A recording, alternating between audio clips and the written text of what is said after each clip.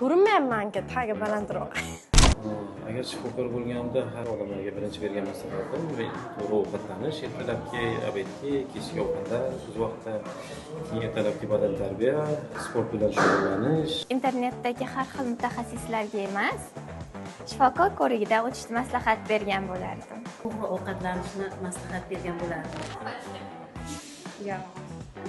Shifokor bo'lganimda bemorlarga asabiylashmaydi deyishdim birinchi navbatda. Sog'lom hayot tarziga amal qilish kerak edi. Asosan bemor bo'lmaslik uchun ichadigan suv rejimingizni tartibga qo'yib oling. Ertalab uyqudan turgan holatingizda och qolingan xona haroratidagi suvdan 100 gramm ichib olsangiz, shu bilan birga yarim soat, 1 soatdan keyin ovqatlansangiz hech qanday kasallikka yo'liqmaysiz. To'g'ri ovqatlanish kerak, vaqtiga dam olib, asabiylashmaslik kerak.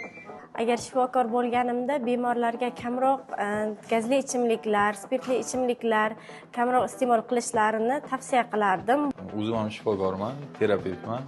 O'zimni sohamdan kelib chiqib, bemorlarga to'g'ri ovqatlanishni tavsiya qilgan bo'lardim. Agar shifokor bo'lganimda bemorlarga kasal bo'lganda emas, undan oldinroq shifokor ko'rigiga borishlarini tavsiya bergan bo'lardim. O'shanda kasal bo'lmaysiz.